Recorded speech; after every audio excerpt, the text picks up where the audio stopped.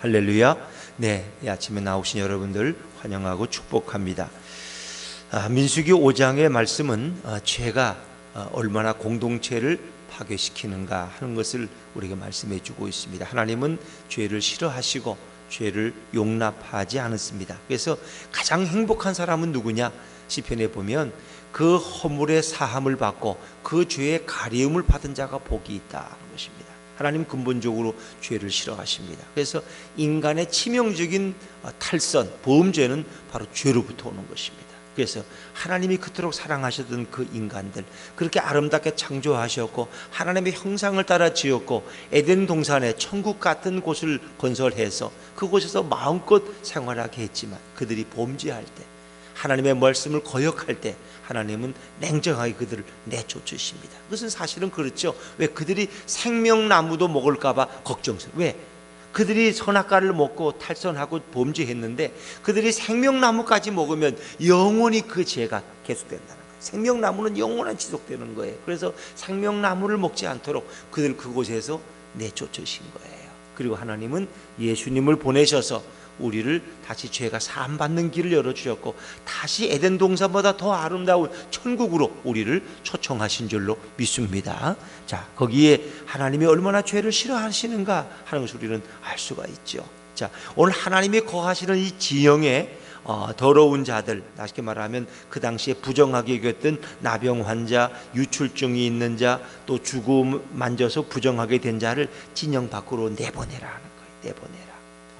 사실 예수님은 죄인들을 이렇게 내게 가까이 오라고 죄인 가까이 하셨는데 하나님은 그 죄인 된 자들 또 부정한 자들을 다 진영 밖으로 내보냈다는 것입니다. 왜? 하나님은 거룩하시기 때문에 내가 거룩한 것처럼 너희도 거룩하라. 또 그들의 부정함이 다른 백성들에게 전염될 수 있기 때문에 그래서 작은 누룩이 온 떡을 이렇게 부풀게 하는 것처럼 그 작은 죄가 많은 공동체를 부패시키고 오염되게 만들기 때문에 그들이 정결함을 입을 시간 동안 어떻게 해요? 그들은 진영 밖으로 내보내요.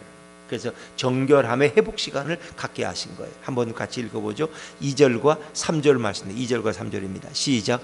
이스라엘 자손에게 명령하여 모든 나병 환자와 유출증이 있는 자와 죽음으로 부정하게 된 자를 남녀를 막론하고 다 진영 밖으로 내보내어 그들이 진영을 더럽히게 하지 말라. 내가 그 진영 가운데에 거하느니라 하시네.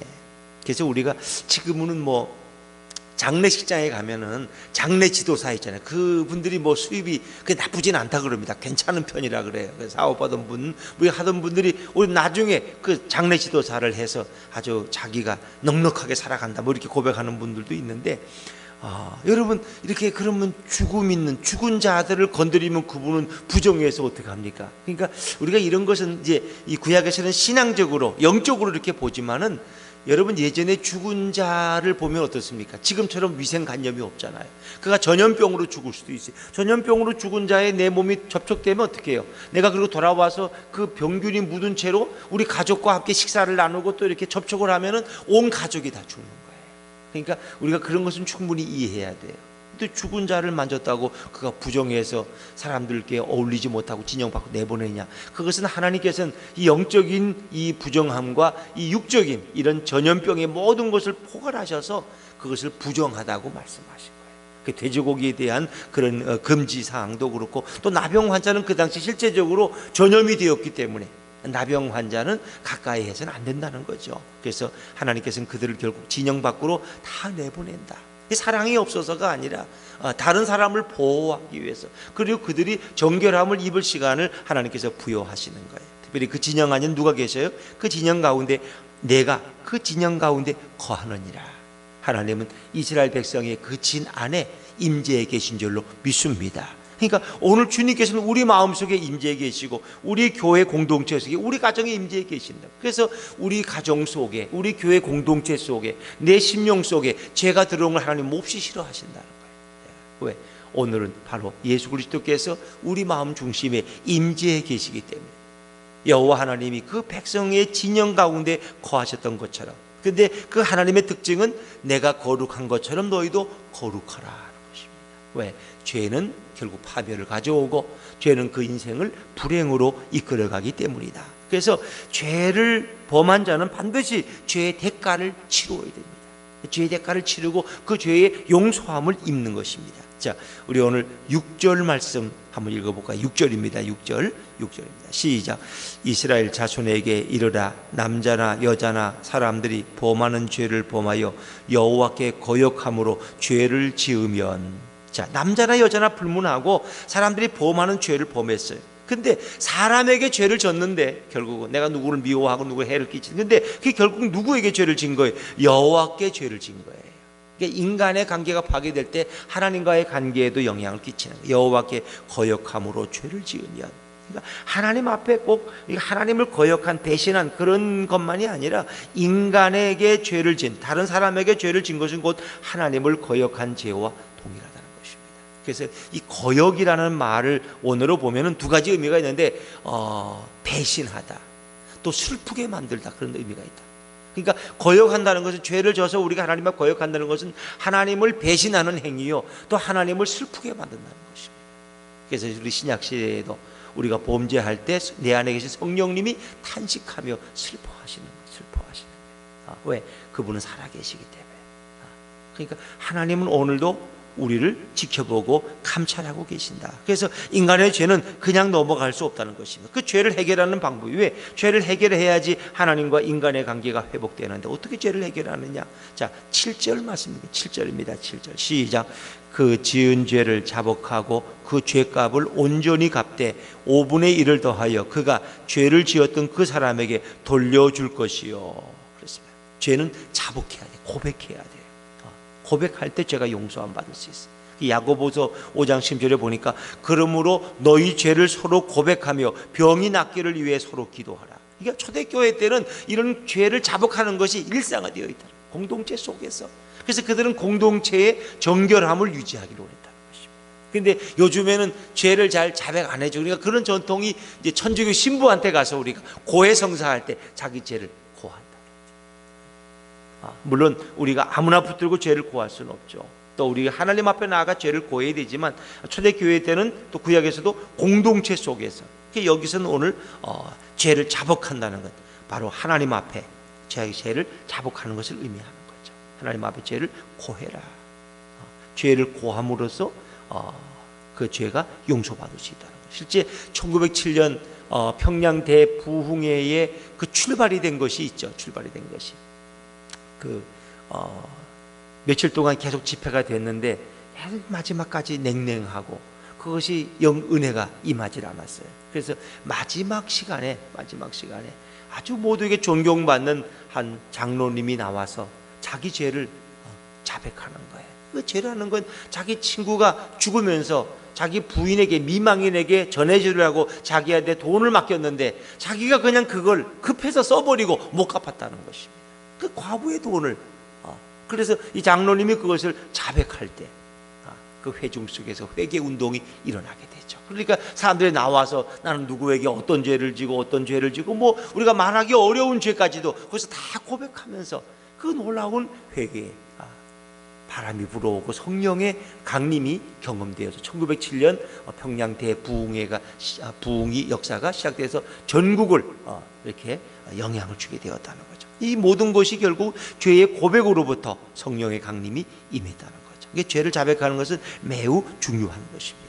죄를 자백함으로 우리 죄가 용서함 받는다. 자, 그런데 우리가 누군가에게 내가 죄를 자복하고 또 자복하는 것으로 끝나지 않아요. 그 죄값을 온전히 갚아야 돼. 죄값을. 그래서 내가 피해를 입힌 사람에게 죄값을 치러야 되는데 거기에 5분의 1을 더해서 변상을 하는, 보상을 하는 거죠. 그에게 돌려줘야 돼요. 물론 그에게도 용서를 빌 것이고 그 죄값을 더 합쳐서 5분의 1을 더해서 그것을 물질로도 그에게 돌려줘야 돼요. 근데 그 죄값을 내가 죄를 값을 치러야 될 그 사람, 피해를 입은 사람이 만약에 지금 세상에 없다면 어떻게 되느냐? 그의 친척에게, 가장 가까운 친족에게라도 내가 그 죄의 용서함을 받고 그것을 물질적으로 그에게 보상을 치러야 된다는 거죠. 자, 그런데 그 친척도 이미 없어요. 그럼 어떻게 돼요? 제사장에게 가서 드리는 거예요. 하나님께 드리는 것이니까 제사장에게 가서 그것을 죄값을 치른다는 거죠. 자, 우리 8절 말씀 한번 읽어볼까요? 8절입니다. 8절 시작. 만일 죄값을 받을 만한 친척이 없으면 그 죄값을 여호와께 드려 제사장에게로 돌릴 것이니 이는 그를 위하여 속죄할 속죄의 순양과 함께 돌릴 것이니라. 거기에는 이제 수양 한 마리가 더 추가되게 되죠. 죄값은 반드시 치루어야 된다. 그것도 내가 죄를 진 사람에게 5분의 1의 보상과 함께 죄를 치는, 그 사람이 없으면 그 사람의 친족, 가까운 가족에게 하지만 그 가족도 없다면 결국 여호와께 와서 자기 죄값을 치러야 된다. 그러니까 오늘 이 말씀의 의미는 뭐예요? 죄는 반드시 누군가가 죄값을 치르지 않으면 해결되지 않는다. 내가 죄를 짓고 그냥 잊어버렸고 뭐 그럴 수 있죠. 넘어가고 그러는데 그 죄는 없어지지 않는다. 그 죄는 반드시 내가 고백하든가 죄의 대가를 치러야 된다. 그러나 우리가 내가 지은 죄를 다 기억하지 못하지. 너무나 죄를 많이 졌기 때문에 그걸 누가 기억하냐.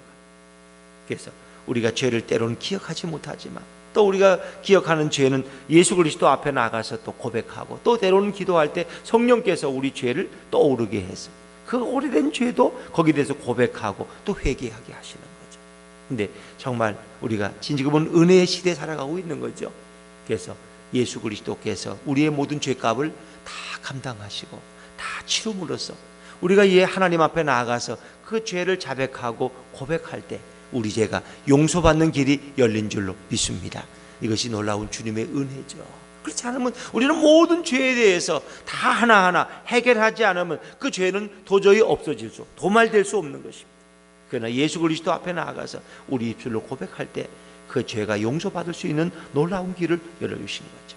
이게 정말 얼마나 놀라운 은혜인가 하는 것입니다. 또 11절부터 마지막 절까지 나오는 말씀은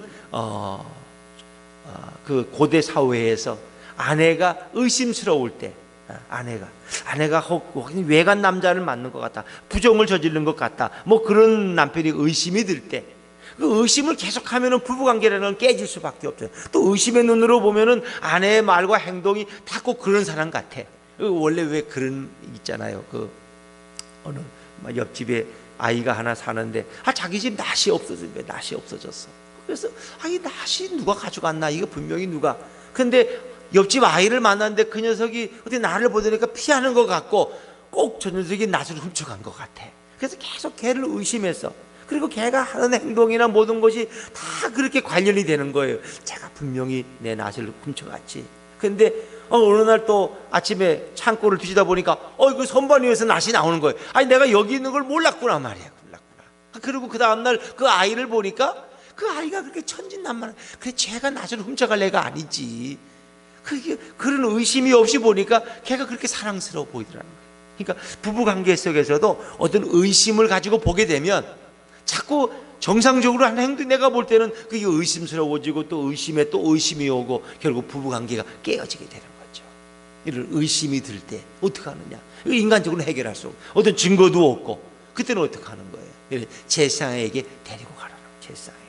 그러니까 세상 법정에 가서 해결하는 것이 아니라 제사장에게 가면은 제사장이 쓴 물을 이제 기억의 물을 마시게 하는데 뭐 그건 여기 쭉 설명됩니다만은 그걸 뭐 다 설명할 필요 없겠죠. 그 쓴 물을 마시게 하는데 만약 이제 하나님 앞에서 재판을 받게 하는 거죠.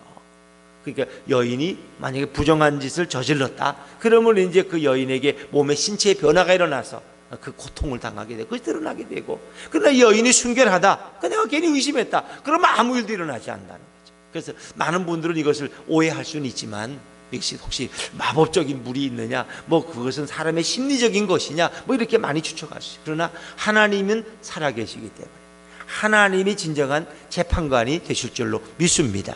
그러니까 어찌 보면 이것은 왜 아내만 갖다가 왜 내세우고 그럼 남편이 의심스러우면 어떡하냐. 그것은 고대 사회가 어찌 보면 남편 중심 가부장이기 때문에 이제 아내의 부정에 대해서 더 성경은 말하는 것을 우리가 좀 문화적인 것을 이해해야 될 것 같아요. 그러나 지금은 뭐 동일한 거죠. 남편의 부정이나 아내의 부정이나 좀 잘못된 거죠.